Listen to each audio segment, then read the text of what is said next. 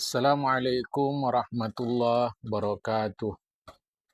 Alhamdulillahi rabbil alamin. Wassalatu wassalamu ala asyrafil anbiya'i wal mursalin. Habibina maulana Muhammadin wa ala alihi wa sahbihi ajma'in. Man yahdillah fala mudilla lah wa man yudlil fala hadiyalah. Qala al-musannif rahimallahu ta'ala wa nafa'ana bi'ulumihi fid darain amin summa qala babu haqqi zauji ala zaujatihi, hak suami. An Abdullah bin Buraidah, dari ayahnya dia mengatakan ada seorang Arab yang berasal dari dusun, dari kampung, dari desa menjumpai Nabi Muhammad SAW. Dia bilang begini, aku sudah menganut agama Islam. Sekarang ajarkanlah aku ya Rasulullah sesuatu yang menambah keyakinanku. Kata Rasul, apa maksud kau? Maksud aku begini, Rasulullah, cobalah kau panggil pohon itu supaya dia datang kepada kau. Itu akan menambah keyakinanku padamu. Kata Rasulullah, panggillah dia. Dia pun pergi. Nah, si orang Arab dusun tadi berbincang kepada pohon tadi. Ajibi Rasulullah. Gini, penuhi panggilan Rasulullah. Famala ala janibi min jawanibihi. Sisi-sisi daripada pohon itu, samping-samping pohon itu, famalat, seluruh sisi pohon itu pun condonglah membungkuk begitu kira-kira, sehingga akarnya pun tercabut. Dibungkukkannya yang lain lagi, kemudian dia pun menghadap kepada Rasulullah, meninggalkan tempat dia bertumbuh. Terputuslah akarnya. Kemudian dia pun menghadap, menyeretlah akar yang tersisa di bahagian bawah dia tadi. Begitu juga ranting-rantingnya, sampailah dia berjumpa kepada Rasulullah Muhammad SAW dan mengucapkan salam kepada Rasulullah. Si Arab dusun tadi, wah, hebat. Hasbi, cukup, dah yakin aku kira-kira begitu. Lantas Rasulullah pun menyuruh pohon tadi kembali. Fadalat uruquha fi dzalikal mawdi' tsumma istawat. Baliklah pohon tadi. Urat-urat akar-akar pohon tadi, ranting-rantingnya baliklah ke tempatnya semula macam biasa. Tsumma istawat, kokoh kuat macam biasa. Kata si Arab tadi, izinkan aku ya Rasulullah cium kepala dan kedua kakimu. Maka Rasulullah mengizinkannya dan dia mencium kepala dan kedua kaki Rasulullah.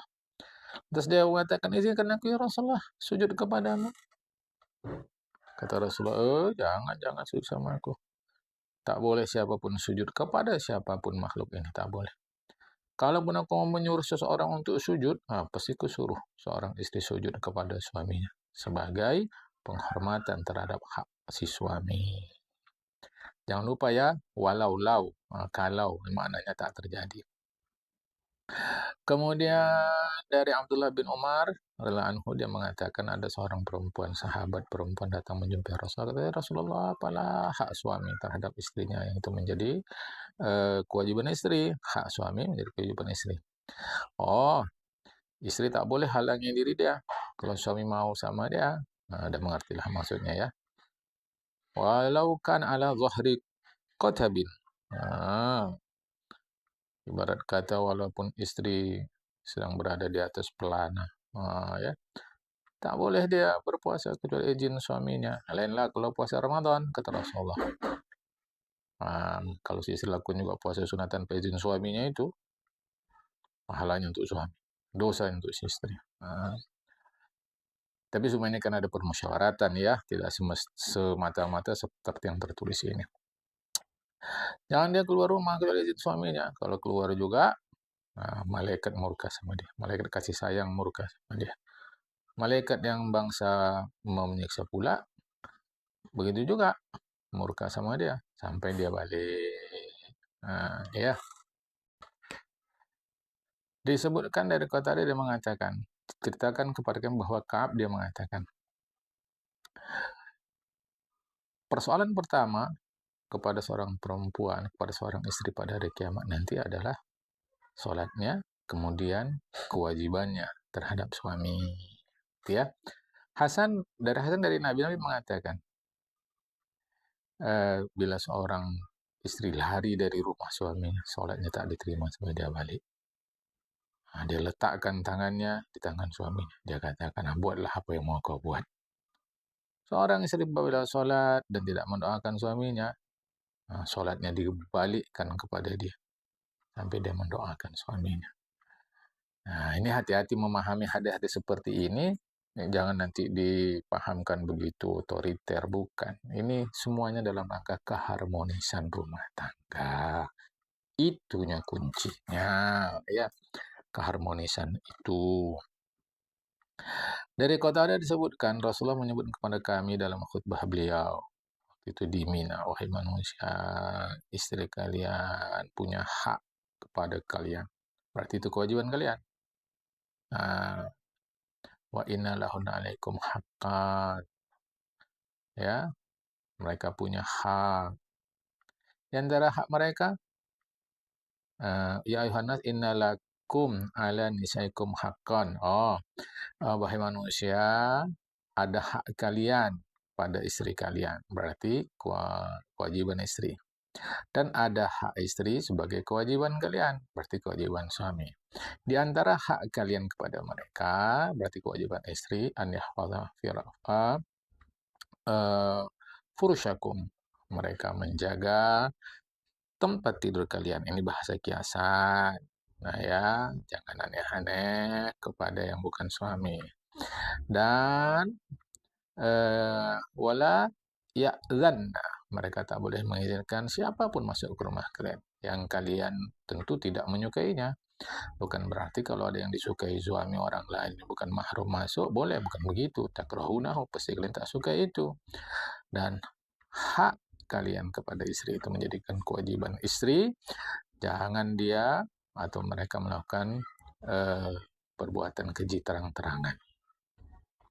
Berarti perbuatan keji yang tak terang-terangan boleh, bukan begitu maksudnya. Ya. Maksudnya adalah jangan lakukan perbuatan keji. Itu dia. Kalau mereka lakukan itu, Allah izinkan kalian memukulnya, tapi bukan melukai. Di antara hak mereka pula yang menjadi tanggung jawab kalian, pakaian mereka, nafkah mereka, lakukan itu semuanya dengan baik. Diriwayatkan dari Anas bin Malik dari Nabi bahwa Rasul mengatakan, istri bila mengerjakan sholat 5 waktu puasa bulan Ramadan, menjaga harga diri dia, patuh pada suaminya, dia dipersilahkan Allah masuk ke surga melalui pintu manapun yang dia sukai.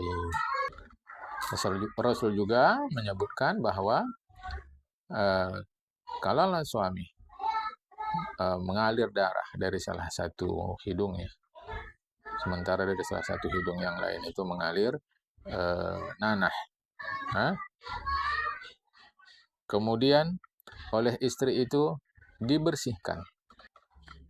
Jadi salah satu lubang hidung suami keluar darah, salah satu keluar nanah, kemudian dibersihkan oleh istri. Dibersihkan inilah hisa. Di sini disebut di jidat istri, itu pun istri belum disebut memenuhi hak suaminya. Ini ya, ini harap difahamkan. Mari kita lihat catatan kaki yang ketiga.